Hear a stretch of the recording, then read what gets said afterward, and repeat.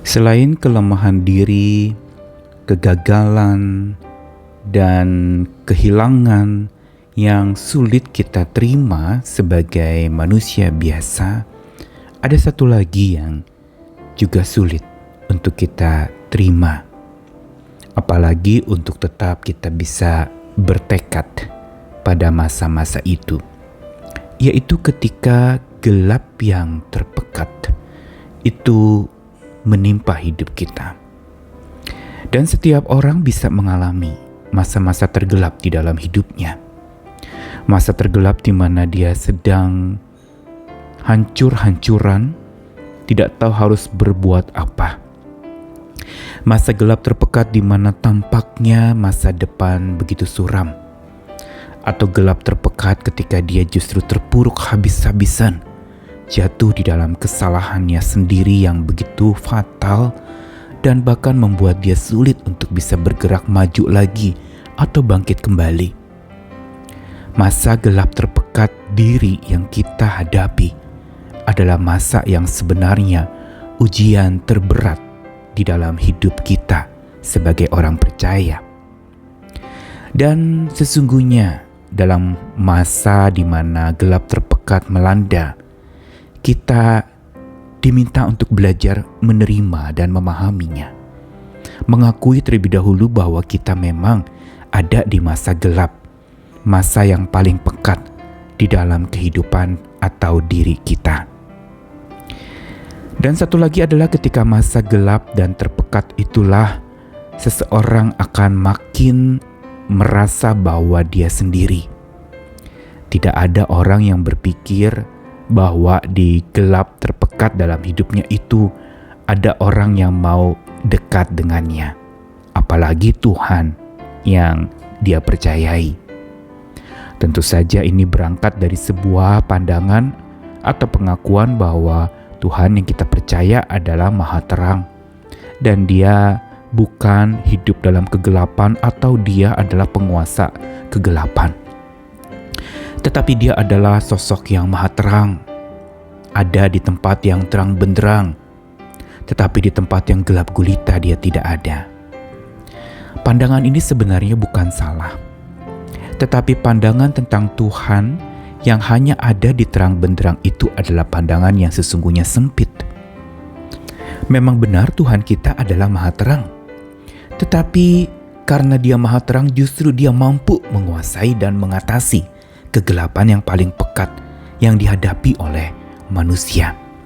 Bukankah pada saat mulai menciptakan, Allah itu berkata, "Semula dunia gelap gulita, maka jadilah terang."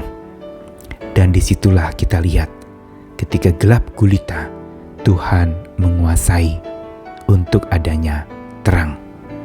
Karenanya kita perlu belajar pandangan ini agar kita tetap bertekad di gelap terpekat oleh terang kasih Tuhan. Saya Nikolas Kurniawan menemani lagi di dalam Sabda Tuhan.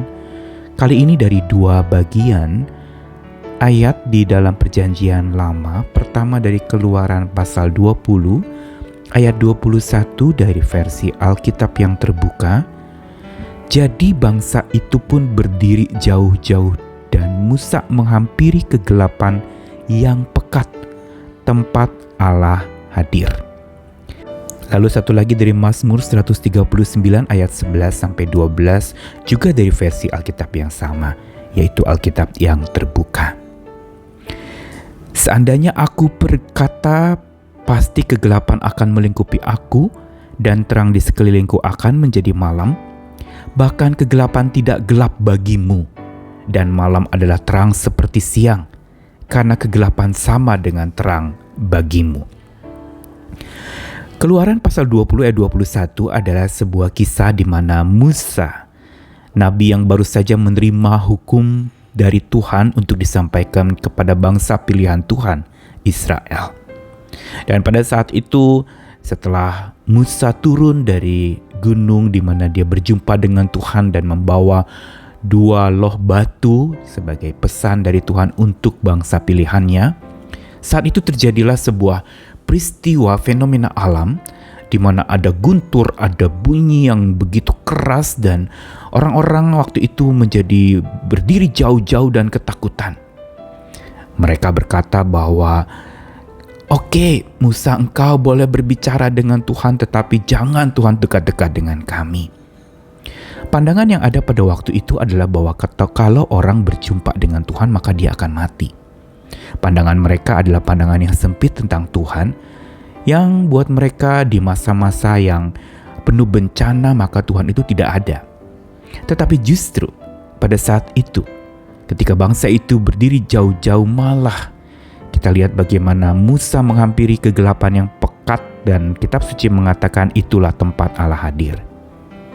Bagian singkat ini mau memberitahu bahwa sebenarnya Allah hadir bukan saja di masa terang benderang seorang yang dekat dengan Tuhan, di masa terang benderang dari hidup manusia, tapi juga di masa gelap yang paling pekat. Justru di situ juga menjadi tempat di mana Allah bisa hadir, karena Dia bukan saja hadir di masa-masa berkibarnya, bahagianya seseorang, tapi di masa hancur-hancurannya, bahkan di masa tidak berdayanya seseorang, Tuhan bisa hadir.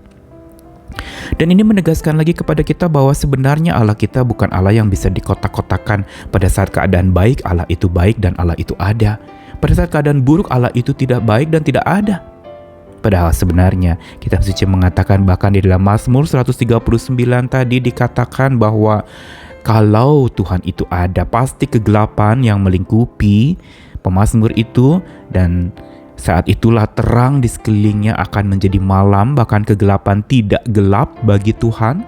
Malam adalah terang seperti siang, karena gelap sama dengan terang bagi Tuhan. Apa yang mau dikatakan lewat ayat ini? Ingin memberitahu kepada kita bahwa Tuhan kita adalah Tuhan yang sungguh berkuasa atas terang dan gelap hidup manusia. Dia memang bukan raja kegelapan, tetapi Dia adalah penguasa kegelapan. Dia sanggup bahkan mengusir kegelapan itu dengan terangnya. Inilah sebenarnya awal mula atau cikal bakal untuk seseorang bisa menerima masa gelap terpekat di dalam hidupnya. Yaitu ketika dia sadar bahwa Tuhan ada bersama dengan dia bahkan di saat gelap yang terpekat di hidup. Inilah awal mula untuk kita bisa menerima bahwa Tuhan pada masa itu menemani kita. Tuhan tidak pernah jauh dari kita, bahkan di masa yang terpuruk di mana kita sudah tidak tahu harus berbuat apa. Masa depan menjadi begitu suram dan kita tidak bisa menerima dan memahaminya. Di situ pun Tuhan sebenarnya sedang menemani kita. Dan bukan itu saja. Kalau Tuhan yang kita lihat bukan hanya ada pada saat terang benderang, tetapi juga saat gelap gulita hidup kita, maka kita dimampukan bukan saja menerima masa-masa gelap terpekat dalam hidup kita, tetapi juga bertekad untuk tetap dekat dengan Tuhan di masa gelap terpekat kita. Karena Tuhan sedang menemani kita. Inilah sebenarnya awal mula untuk kita bisa memiliki sebuah penerimaan dan ketekatan yang baik di hadapan Tuhan pada masa terburuk dalam hidup kita. Yaitu bahwa pikiran kita yang luas tentang Tuhan, penguasa yang terang dan penguasa atas kegelapan itu, akan memampukan kita di masa terang maupun masa gelap. Kita akan tetap bertekad kuat karena Tuhan selalu ada menemani kita. Mari kita belajar. Inilah sebuah pembelajaran penting untuk penerimaan itu terjadi, yaitu keyakinan bahwa ada Tuhan bersama dengan kita di masa-masa yang tidak mudah kita terima. Disitulah sebenarnya Tuhan sedang menerima kita, bersama dengan kita, dan menerangi hidup kita. Tetaplah bertekad di gelap terpekat hidupmu. Serahkanlah masa-masa gelap itu dan akuilah bahwa engkau sendiri dan takut di masa kelam itu, tapi ada Tuhan yang menemanimu. Selamat berjalan lagi, walau gelap pekat, tetap bertekad kuat kepada Tuhan. Amin.